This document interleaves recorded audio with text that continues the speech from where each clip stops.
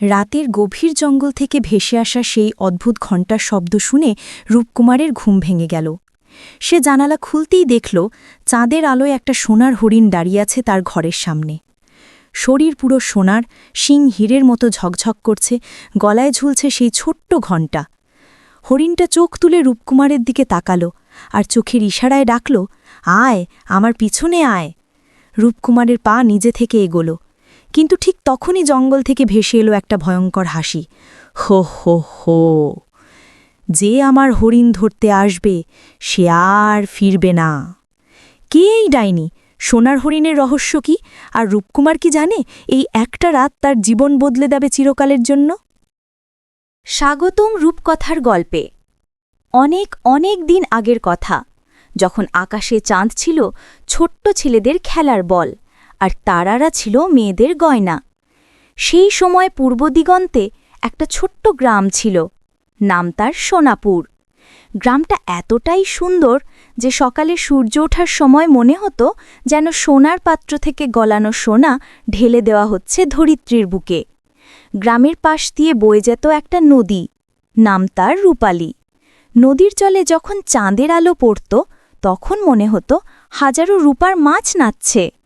গ্রামের লোকেরা ছিল সরল, কিন্তু তাদের মুখে মুখে ঘুরত একটা গল্প, সোনার হরিণের গল্প। বলা হতো যে কেউ সোনার হরিণ দেখতে পাবে তার জীবন বদলে যাবে। কেউ বলতো সে সোনা দেবে, কেউ বলতো জ্ঞান দেবে, আবার কেউ ফিসফিস করে বলতো মৃত্যু ডেকে আনবে। সোনাপুরে থাকত এক যুবক, নাম তার রূপকুমার।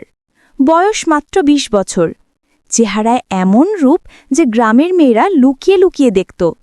তার চোখ দুটো ছিল গভীর কালো, যেন রাতের আকাশ, চুল কোঁকড়ানো, কাঁধ অবধি। হাসলে মনে হতো চাঁদ হেসেছে। কিন্তু রূপকুমারের মন ছিল অন্যরকম। সে ছিল স্বপ্নদ্রষ্টা। তার বাবা হরিদাস ছিলেন গ্রামের কাঠুরে, মা সুধাময়ী ছিলেন ঘরের কাজকর্ম করার সাধারণ মহিলা। দুটো ছোট বোন, লতা আর কমলা। লতার বয়স ১০, কমলা ৮। দুজনেই রূপকুমারকে ভীষণ ভালোবাসত। রাতে যখন সবাই ঘুমত, রূপকুমার জেগে থাকত, জানালা দিয়ে জঙ্গলের দিকে তাকাত। শুনত অদ্ভুত শব্দ, যেন কেউ বাঁশি বাজাচ্ছে, যেন কোনো প্রাণী ডাকছে।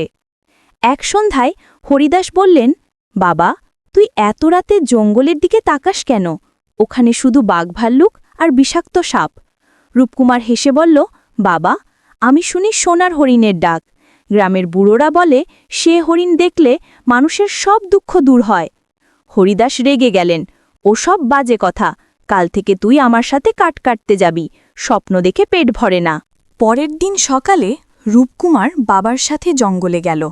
জঙ্গলটা ছিল ঘন, বড় বড় শাল, সেগুন, মহুয়া গাছ, লতাপাতার ঢাকা। সূর্যের আলো মাটিতে পৌঁছাত না ঠিকমতো। কাঠ কাটতে কাটতে হঠাৎ রূপকুমার শুনল একটা শব্দ, ঝিকঝিক ঝিক, যেন কোনো ধাতুর ঘণ্টা বাজছে। সে চারদিকে তাকাল, কিছুই দেখতে পেল না। আবার শব্দ, ঝিকঝিক। এবার সে লুকিয়ে গাছের আড়ালে দাঁড়াল। দূরে একটা ঝোপের মধ্যে কি যেন চকচক করছে। রূপকুমারের হৃৎপিণ্ড দ্রুত লাফাতে লাগল। সে ধীরে ধীরে এগোল। ঝোপ সরাতেই চোখ ধাঁধিয়ে গেল।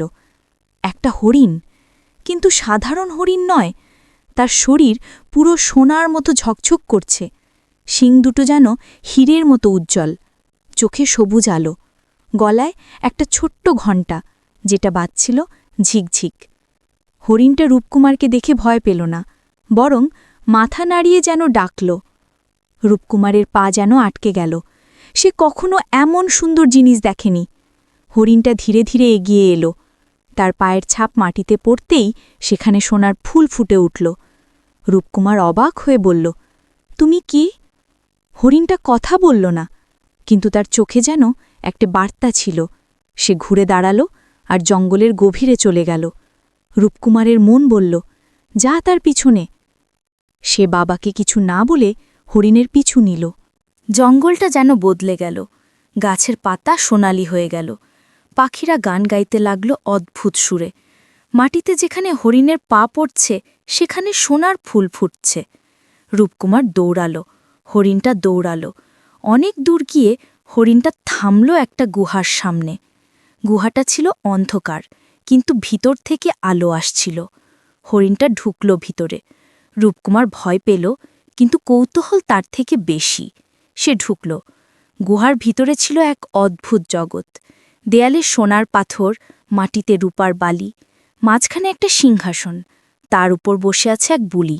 চেহারা ভয়ঙ্কর, চোখ লাল, দাঁত কালো, চুল সাদা।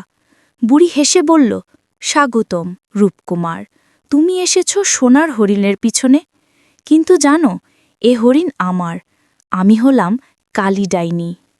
রূপকুমার ভয় কাঁপল, কিন্তু সাহস করে বলল, আমি শুধু দেখতে এসেছি, আমার কোনো লোভ নেই। ডাইনি হো হো করে হাসল। লোভ না থাকলে কেউ আসে না। সোনার হরিণ আমার অভিশাপ। অনেক আগে আমি ছিলাম এক রাজকন্যা, নাম ছিল সুন্দরী। আমার সৌন্দর্যে মুগ্ধ হয়ে এক জাদুকর আমাকে বিয়ে করতে চেয়েছিল। আমি রাজি হইনি। সে অভিশাপ দিল, আমি হয়ে যাব ডাইনি, আর আমার প্রিয় হরিণ হয়ে যাবে সোনার। যে কেউ তাকে ধরতে চাইবে, সে আমার দাস হয়ে যাবে, কিন্তু যে তাকে মুক্ত করবে, সে পাবে অমূল্য ধন। রূপকুমার বলল, কিভাবে মুক্ত করব? ডাইনি বলল, 3টা পরীক্ষা। 1, আমার 7টা প্রশ্নের উত্তর দিতে হবে। 2, জঙ্গলের গভীরে গিয়ে সত্যের ফুল আনতে হবে। 3, সোনার হরিণের গলার ঘণ্টা খুলে আমার হাতে দিতে হবে। ব্যর্থ হলে তুমি হয়ে যাবে পাথর। রূপকুমার রাজি হল। প্রথম পরীক্ষা শুরু হল। ডাইনি বলল, প্রথম প্রশ্ন, কি এমন জিনিস যা দেখা যায় না কিন্তু অনুভব করা যায়? রূপকুমার ভাবল। তার মনে পড়ল তার মায়ের ভালোবাসা। বলল, ভালোবাসা। ডাইনি অবাক, সঠিক। দ্বিতীয় প্রশ্ন, কি এমন যা উড়ে কিন্তু ডানা নেই? রূপকুমার বলল, সময়। ডাইনি হাসল। তৃতীয়, কি এমন যা ধনী গরিব সবার কাছে সমান? মৃত্যু। চতুর্থ, কি এমন যা কিনতে পারো না কিন্তু পাওয়া যায়? বন্ধুত্ব। পঞ্চম, কি এমন যা জ্বলে কিন্তু আগুন নয়? জ্ঞান। ষষ্ঠ, কি এমন যা ভাঙলে শব্দ হয় না? হৃদয়। সপ্তম, কি এমন যা সবাই চায় কিন্তু কেউ রাখতে পারে না? সুখ। সব উত্তর সঠিক। ডাইনি বলল, তুমি জ্ঞানী। এবার দ্বিতীয় পরীক্ষা। যাও, সত্যের ফুল আনো। সেটা জঙ্গলের সবচেয়ে গভীরে, বিষাক্ত গাছের নিচে। রূপকুমার বেরোল। জঙ্গলটা এখন ভয়ঙ্কর। বাঘ ডাকছে, সাপ হিস হিস করছে। সে পথ হারালো। হঠাৎ একটা ছোট্ট পাখি এলো, পালক সোনালি, চোখে সবুজ আলো। পাখিটা বলল, আমি সোনার হরিণের বন্ধু, নাম চন্দনী।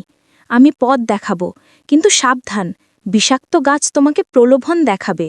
রূপকুমার পাখির পিছু নিল। অনেক দূর গিয়ে পৌঁছালো একটা গাছের কাছে। গাছটা ছিল বিশাল, পাতা লাল, ফল সোনালি। গাছটা কথা বলল, রূপকুমার, আমার ফল খাও, এতে তুমি রাজা হবে, তোমার গ্রাম হবে সোনার। রূপকুমার জানত এটা মিথ্যা।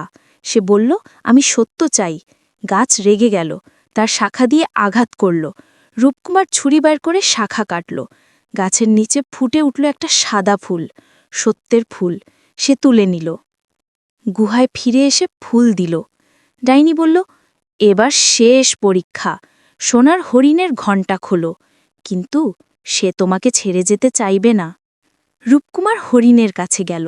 হরিণের চোখে জল। সে বলল, আমি তোমাকে মুক্ত করব। হরিণ মাথা নাড়ল। রূপকুমার ঘণ্টা খুলল। ঘণ্টা থেকে বেরুলো একটা আলো। আলোটা ডাইনির শরীরে ঢুকল। ডাইনি চিৎকার করল। তার শরীর বদলে গেল। সে হয়ে গেল এক সুন্দরী রমণী। বলল, অভিশাপ মুক্ত। আমি ছিলাম রাজকন্যা সুন্দরী। জাদুকর মারা গেছে অনেক আগে। তুমি আমাকে বাঁচালে। সোনার হরিণটা সাধারণ হরিণ হয়ে গেল, কিন্তু তার চোখে এখনো সোনালি আভা।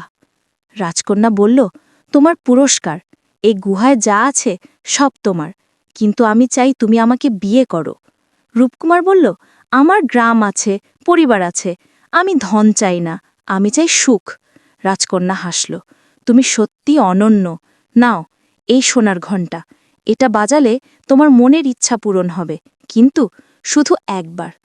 রূপকুমার গ্রামে ফিরল। বাবা মা অবাক। সে ঘণ্টা বাজালো না, বরং গ্রামের সবাইকে গল্প বলল। গ্রামটা সমৃদ্ধ হলো তার জ্ঞানে। সে বিয়ে করল গ্রামের এক সাধারণ মেয়ে মালতীকে। আর সোনার হরিণ, সে জঙ্গলে ফিরে গেল, কিন্তু মাঝে মধ্যে রূপকুমারের স্বপ্নে আসে, ঝিকঝিক করে। ঘণ্টার শেষ ব্যবহার। বছর ঘুরতে ঘুরতে একদিন গ্রামে দুর্ভিক্ষ এলো। শস্য নষ্ট, নদী শুকিয়ে গেল। লোকে কাঁদে। রূপকুমারের মা অসুস্থ, বাবা দিশাহারা। রাতে রূপকুমার ঘণ্টা বের করল। হাত কাঁপছে। সে বলল, আমি চাই গ্রাম আবার সোনাপুর হয়ে উঠুক। ঘণ্টা বাজল, ঝিক ঝিক ঝিক। পরদিন সকালে নদীতে জল এলো, শস্য ফলল, মা সুস্থ, গ্রামে আবার হাসি। রূপকুমার বুড়ো হল, তার নাতিমাতনিরা গল্প শোনে। সে বলে, সোনার হরিণ এখনও জঙ্গলে আছে, যারা সত্য আর ভালোবাসা খুঁজে তারা তাকে দেখতে পায়। এভাবে শেষ হল রূপকুমারের সোনার হরিণের গল্প। কিন্তু বলা হয়, রাতে যখন চাঁদ পূর্ণিমায় থাকে, তখন জঙ্গলে শোনা যায় ঝিকঝিক ঝিক। রূপকথার গল্পে তোমাদের সাথে ছিলাম আমি, আদিবা তাসনিম অনন্যা। গল্পটি কেমন লাগলো কমেন্টে লিখো।